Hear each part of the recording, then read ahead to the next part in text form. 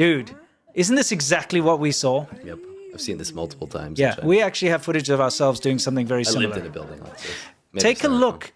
They make this facade outside. I'm going to go back so you can see it from a bit of a distance there. In order to sell buildings, they have to put them up quickly. They have to make them look good. So that's okay. You're sick. You're forgiven. If you take a look, you want to make a fancy design. Now, you either make it out of concrete, which is expensive. You have to mold it. It takes time. Or you simply mold it out of styrofoam. Very, very easy. Very quick. Wow, that was a good one. You put some kind of a screed on top of it, and hey presto, now you're all set. So this is what they do. They cover it up. People see the building that are coming to invest. They're like, oh, this looks fancy. Let's buy an apartment here. Let's invest in this particular project. Look, they've got all these cool designs and so on. Meanwhile, it's just styrofoam. So you pay in, and only after you've bought your apartment do you find out that this is what it's made out of, styrofoam, which, by the way, is very flammable. Yes. Which is very relevant. As we'll find out. Well, very relevant, yes. Oh, by the way, there's so many people here. Yeah. And they say, you need some NyQuil, man. No. They said, why would I take NyQuil when I'm doing a show? You'll fall asleep. So anyway, just wanted to show you some construction practices that are fairly common in China, having personally both of us seen this before. Here's some more tofu dregs. We show this all the time. This is a person's ceiling. That is the floor above them. Yeah, that's not like the facade. No, this is actual. You can see the rebar and whatnot. The people that are above them are walking around on that floor. That's what separates the two apartments. Not good when you can just break it out with your hand. And it's very common. They use very low quality building materials. They use building sand that's got from the sea. It's got salt in it, corrodes the rebar as you saw there. But let's move on to something else. Let me ask you this, Emil. How often do you see some or other shills saying, like, look at, say Shanghai's new metro station versus New York metro station. They show some like rat-infested graffiti thing, and then they show some pristine brand new station in China. You see that often? All the time. Pretty much every day. I mean, it's like the calling card. As soon as you see that, you got a shill on your hands. That's a shill, yeah. Anyway, something that's been happening in various subway stations around China, Foshan first, now Dalian is following the example over here, is in order to save money, they are cutting electricity off, cutting the lights off at certain times a day, and they're stopping the use of the escalators. They still have the elevators working, but, in order to save money, they're shutting off the escalators. So hilarious. Doesn't it show you a little bit of how it really is? Yeah. Because you put something up that's nice and flashy, get the press, get the shills to do their thing. As soon as the cameras are off, they're like, well, let's shut it down. Shut it down. How North Korea is that? Remember they made that water park? Yes. Millions and millions of dollars, and they flew in all those like foreign dignitaries to be like, look, we have a water park. Yeah. It's hilarious, right? Yeah. And they brought them around and they said, look, all these people playing.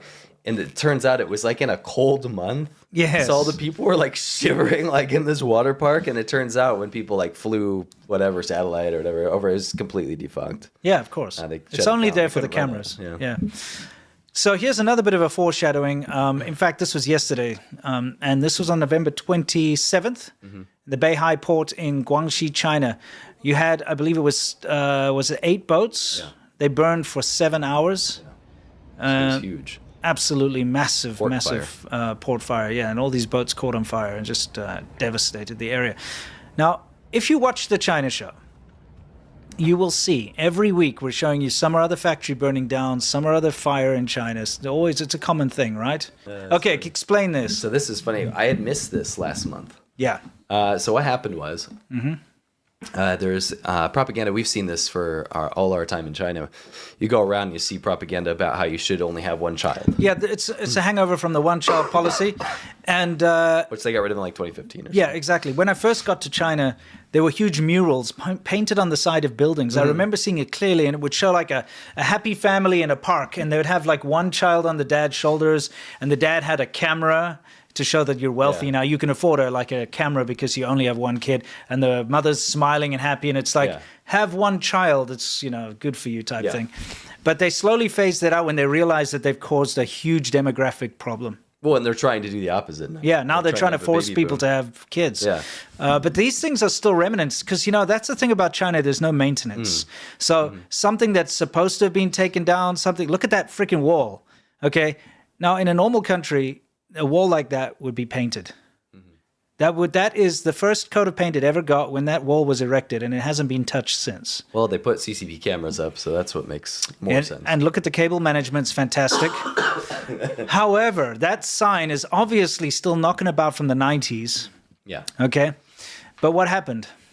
So somebody they're like, I thought we were supposed to have more kids. They posted online. And then the next Immediately day it was removed. Because that's a huge campaign from the central government right now to get people to have babies. Yes. So if you have remnants of that up, they're trying. It's just like the COVID thing. You can't talk about zero COVID anymore. No, you Even can't. though that was like, you're supposed to celebrate zero COVID. We're the only country that defeated COVID. That propaganda. Yeah. Even though they just hit all the people that died. Yeah. And so then when they decided, no, we're not going to do zero COVID anymore because of that protest that happened in Shanghai, white paper protest. They go, no, that didn't exist. And they literally use paint rollers and just painted over all the propaganda about COVID. Yeah, and now it's done. you just don't talk about it anymore. No, you don't. COVID's not in the conversation. This is a great example of how you can affect change in China. The only way to ever make the Chinese government do anything is to embarrass them. Honestly. That's why a lot of what we do, pointing out the problems in China, is for a reason. We want the Chinese government, we want people to see what's going on in China. Chinese government gets embarrassed, they might do something about it. Hopefully positive and not just censor it more. You know what I mean? Sure. Anyway, this is a great example. I remember you left my spirit with you high as a Cardboard Man. Cardboard Man. Oishi. Yes.